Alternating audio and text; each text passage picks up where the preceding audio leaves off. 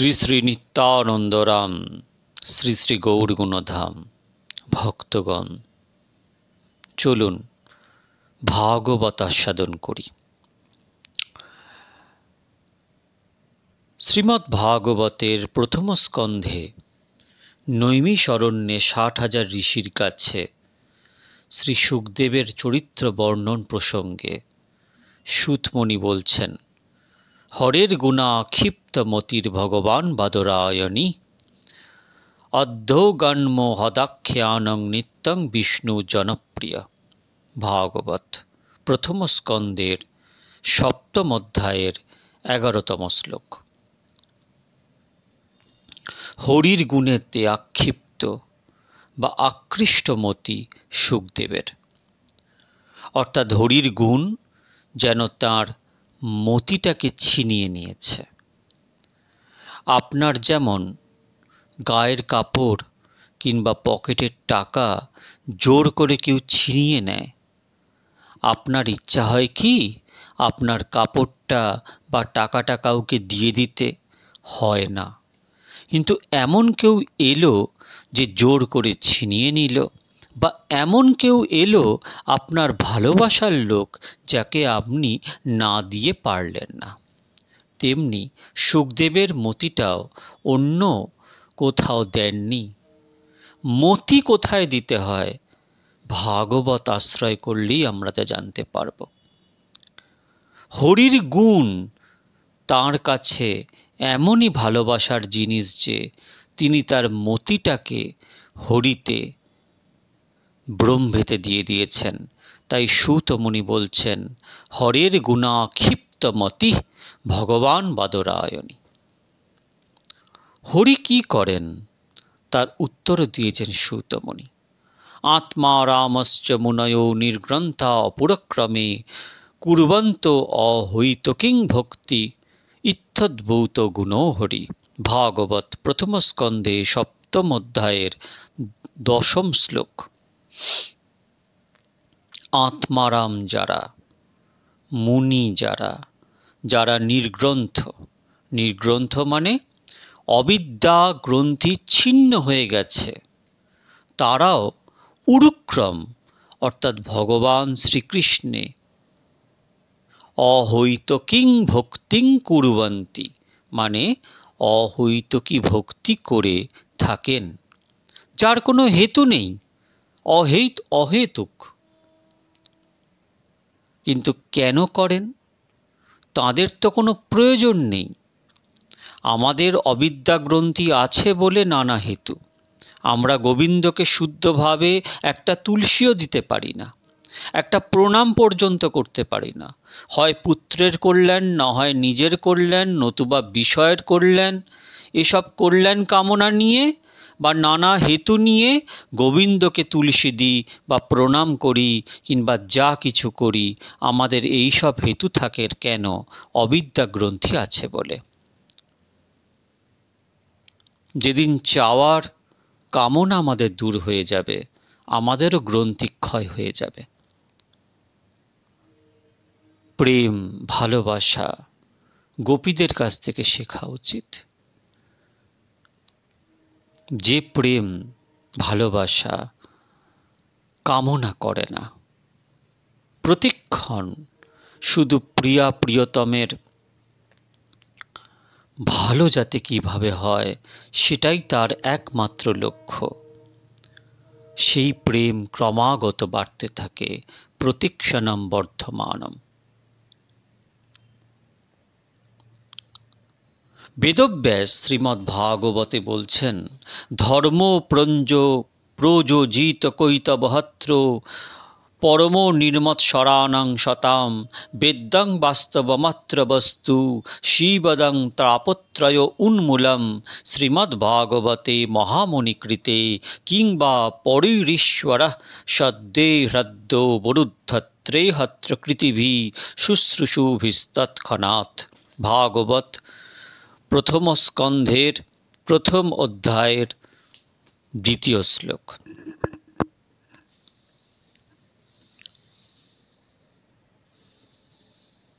বেদব্যাসকে প্রশ্ন করা যেতে পারে যে ধর্মশাস্ত্র তো অনেক আছে, আবার নতুন করে আর একটা ধর্মশাস্ত্র রচনা করার কারণ কি? কারণ এতে তো গ্রন্থবাহুল্য হয়। উত্তরে বেদব্যাস বলছেন, ধর্মশাস্ত্র অনেক আছে বটে, তবে হরিভক্তির প্রচারক শাস্ত্র খুব কমই আছে। কেন? হরিভক্তি কি মহাভারতে বলা হয়নি? মহাভারতের অন্তর্গত গীতাতে কি হরিভক্তি বলা হয়নি? গীতাতে হরিভক্তির কথাটা বলা হয়েছে ঠিকই, তবে তাতে কর্মমিশ্রা ভক্তি, জ্ঞান মিশ্রা ভক্তি, যোগ মিশ্রা ভক্তি সব মেশানো আছে। তা থেকে হরিভক্তি, শুদ্ধা ভক্তির কথাটা বেছে নেওয়া কঠিন কাজ। কেননা হরিভক্তি সুদুর্লভা, সেদিকে লক্ষ্য রেখেই ভগবান হরিভক্তির কথাটি বলেছেন। যদিও একটা বাক্য স্পষ্ট আছে, সর্বধর্মান পরিত্যজ্য মাম একম শরণম ব্রজ অহম ত্বাম সর্বপাপেভ্যো মোক্ষয়িষ্যামি মা শুচ। গীতা মোক্ষ যোগে 18তম অধ্যায়, সর্বশেষ অধ্যায়ের 66তম শ্লোক। কিন্তু এটাও শুদ্ধাভক্তি হচ্ছে না। এই শ্লোকটিকে শুদ্ধাভক্তির বচন বলে সকল পণ্ডিত সমাজ ধারণা করেন। সর্বধর্মান পরিত্যাগ করে একমাত্র আমার পাদপদ্মে শরণাগত হও, আমি তোমাকে সেই ধর্মত্যাগের জন্য যে পাপ তার থেকে মুক্ত করে দেব, তুমি শোক করো না। এই বাক্যেতে শুদ্ধাভক্তি ঠিক আসে না। এই কথাটা শুনবার বা বুঝবার লোকেরও অভাব, সকলে বোঝে না। কিন্তু কেন? সব ছেড়ে কৃষ্ণ ভজবে, এই তো উপদেশ। তবে কেন এটা শুদ্ধাভক্তি হবে না? এটাই গীতার সর্বশ্রেষ্ঠ ভক্তিবাদের শ্লোক। কিন্তু এটা বিচারে টেকে না। কেন বিচারে টেকে না? বললেন, জিজ্ঞাসা করো তোমার গৌরাঙ্গ মহাপ্রভুকে। কারণ বলেছেন তিনি রায় রামানন্দকে, ইহ বাহ্য আগে কহোয়ার। যদি এই শ্লোকটি শুদ্ধাভক্তি হতো, তাহলে মহাপ্রভু ইহবাহ্য কথাটি বলতেন কেন? কেন এই শ্লোকে ত্রুটি কোথায়? ত্রুটি হচ্ছে যে সর্বধর্ম পরিত্যাগ করার জন্য ভগবানের মতো ব্যক্তিকে উপদেশ দিতে হচ্ছে, সব ছাড়ো, আমার চরণ ভজ। তবুও অর্জুনের বিষণ্ণতা আসছে। সব ধর্ম ত্যাগ করা ঠিক হবে? তাই বিষণ্ণতা দেখে গোবিন্দ বলছেন, মা শুচ, শোক করো না। সর্বধর্ম ত্যাগ করার যে পাপ, তা থেকে আমি তোমাকে মুক্ত করে দেব। সুতরাং এটা হলো বিধিবাক্য। আপনি পারছেন না, আপনাকে লাঠি মেরে হরিভজন করানোর উপদেশ। এটা শুদ্ধাভক্তি নয়। তবে কোনটা শুদ্ধাভক্তি? যদি লোভে পড়ে কেউ কৃষ্ণ ভজন করতে যায়, তার নাম শুদ্ধাভক্তি। তাই মহাপ্রভু রায় রামানন্দকে বললেন, ইহ বাহ্য আগে কহোয়ার।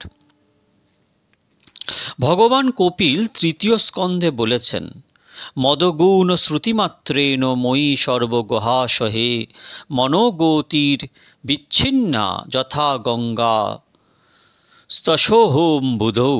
ভাগবত 3য় স্কন্ধের 29তম অধ্যায়ের 11তম শ্লোক। লক্ষণম ভক্তিযোগস্য নির্গুণস্য হদারিতম। ভাগবত 3:29-12। নির্গুণ ভক্তির এটাই লক্ষণ। কৃষ্ণগুণ কানে শোনা মাত্রই সর্বগুহাশয়ে, সকলের হৃদয় গুহাতে আছেন যিনি, অর্থাৎ সর্বহৃদয় গুহাশায়ী শ্রী ভগবানেতে যদি মনের গতি একবার লেগে যায়, কেমনভাবে লেগে যাবে? উত্তর হল, গঙ্গাবসৌহ বুধৌ। গঙ্গার জল যেমন সাগরের দিকে ছুটছে, চলছে চলছে, তার কোনো বিরাম নেই, তেমনি মনের গতিপ্রবাহ যদি গোবিন্দের দিকে চলছে চলছে চলছে, এর বিরাম না হয়, তবেই তার নাম শুদ্ধা ভক্তি। তাই বেদব্যাস বলছেন, আমার এই ভাগবতে আমি পরম ধর্ম বলেছি। পরম ধর্ম নিরূপ্যতে। মুনিরা প্রশ্ন করলেন, পরম ধর্ম কাকে বলেছেন আপনি? অহিংসা তো পরম ধর্ম। বললেন, না না, অহিংসা ধর্ম হতে পারে, কিন্তু পরম ধর্ম নয়। পরম ধর্ম তাহলে কোনটা? হরিভক্তি পরম ধর্ম। কোথায় লেখা আছে যে হরিভক্তি পরম ধর্ম? কেন? যমরাজের কাছেই তো লেখা আছে যে হরিভক্তি পরম ধর্ম। কারণ তিনি তো অজামিল সংবাদে দূতগণের কাছে বলেছেন, এতাবানেব লোকে হস্মিন পুংসাং ধর্ম পরস্মৃত ভক্তিযোগো ভগবতী তন্নাম গ্রহণাদিভি। ভাগবত ষষ্ঠ স্কন্ধের 3 অধ্যায়ের 22তম শ্লোক। তার নাম গ্রহণের দ্বারায়, অর্থাৎ নাম সংকীর্তন, রূপ সংকীর্তন, গুণ সংকীর্তন, লীলা সংকীর্তন অথবা শ্রবণ কীর্তন আদি যে নববিধ ভক্তির অনুষ্ঠান, তারই নাম পরম ধর্ম। সেই পরম ধর্মের স্বরূপটি কি, তাই আমি এখানে নিরূপণ করছি। তাও তো পুরাণ আদিতে নিরূপিত আছে, করেছি বটে, কিন্তু সেই হরিভক্তিরূপ পরম ধর্মটিকে মার্জনা করা হয়নি। মার্জনাটা কি না, পাড়াপড়শিরা বাড়ির মেয়েকে বারবার দেখে যাচ্ছে, গায়ে ময়লা, ছেঁড়া ময়লা কাপড়, কিন্তু বিবাহের জন্য যখন ভদ্রলোকেরা দেখতে আসবে মেয়েটিকে, তখন যেমন সাবান টাবান মাখিয়ে পরিষ্কার জামা কাপড় পরিয়ে মেয়ে দেখাতে হয়, তেমনি যখন বড় বড় মহাজন আবার হরিভক্তিকে দেখতে আসবে, তখন আমাকে পরিষ্কার করে দেখাতে হবে। এরই নাম হরিভক্তি মহারানী। হরিভক্তির গায়ে ময়লা ছিল কি? হ্যাঁ, ময়লা ছিল বই কি। ভক্ত তো সকাম ভক্তি করে, সেটা ভক্তির গায়ের ময়লা। যেমন ধ্রুব মহারাজ কামনা নিয়ে হরিভক্তি করেছেন, এই ভাগবতে সেই মল স্খলন করা হয়েছে। কেমন করে? উত্তর হচ্ছে প্রযোজিত কৈতবা, কৈতবকে ত্যাগ করা হয়েছে। এই কৈতব শব্দকেই ব্যাখ্যা করে কবিরাজ গোস্বামীপাদ চৈতন্য চরিতামৃতে বলেছেন, অজ্ঞান তমের নাম কহিয়ে কৈতব, ধর্ম অর্থ কাম বাঞ্ছা দিয়ে এইসব। চৈতন্য চরিতামৃত আদি লীলা। এই অজ্ঞানতম অর্থাৎ অবিদ্যা অন্ধকার হল আমার স্বরূপের অজ্ঞান। জীব নিত্য কৃষ্ণদাস, আমি যে নিত্য কৃষ্ণদাস এ কথাটা জানা নেই, এটাই অন্ধকার। যদি কোনো লোকের নিজের স্ত্রী কিংবা পুরুষ এই বোধটা না থাকে, সে কখনো স্ত্রীলোকের মতো আচরণ করবে, কখনো বা পুরুষের মতো আচরণ করবে। তাই জীবাত্মা কখনো স্ত্রী দেহ, কখনো পুরুষ দেহ, কখনো বা স্থাবর জঙ্গম দেহ প্রাপ্ত হচ্ছে এই স্বরূপের বিস্মৃতির ফলে। এই স্বরূপ বিস্মৃতিই কৈতব। এই কৈতব হলো একটা অবস্থা, তাই চোখে দেখা যায় না। যেমন কোনো একটা ছেলের বুদ্ধি কম, কিন্তু বাইরে থেকে বোঝা যায় না।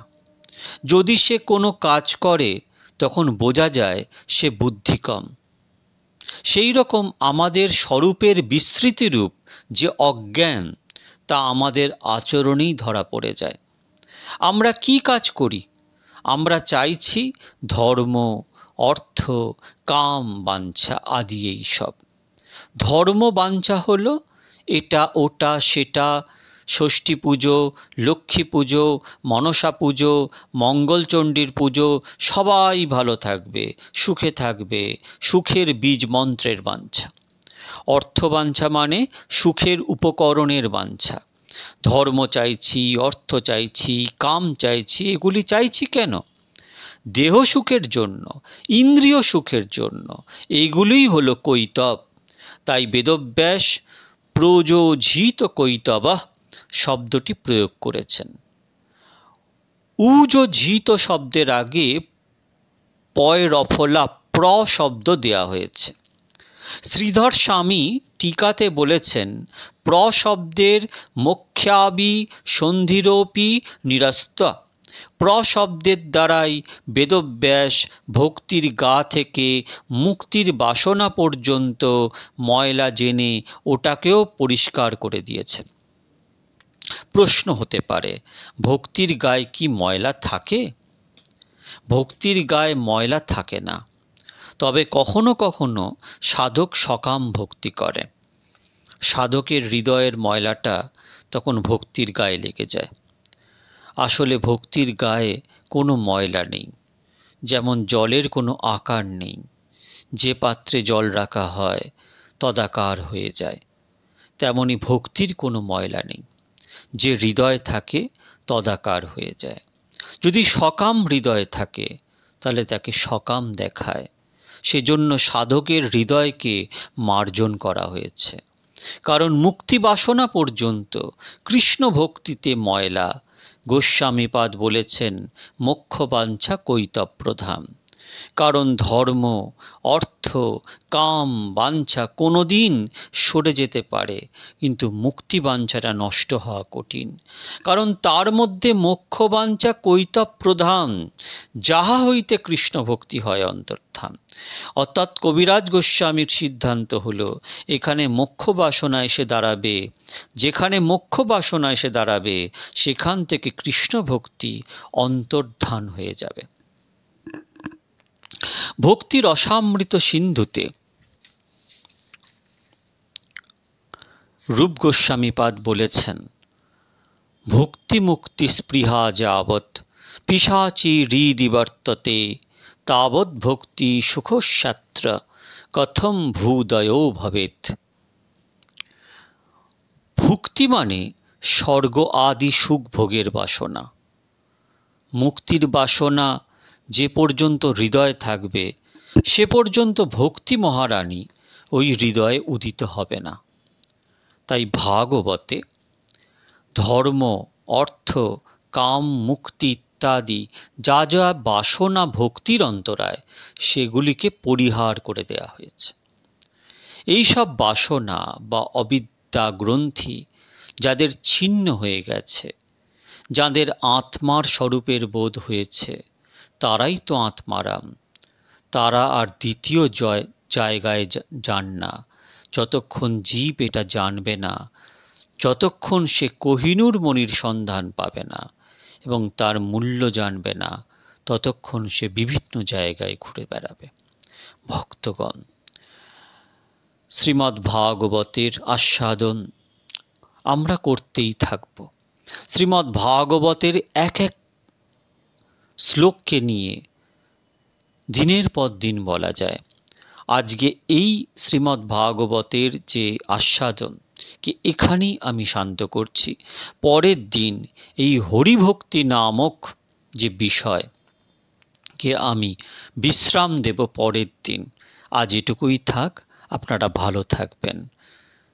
আপনাদের মঙ্গল হোক। শ্রী শ্রী নিত্যানন্দ রাম, শ্রী শ্রী গৌর গুণধাম। নিতাই গৌর হরি বল।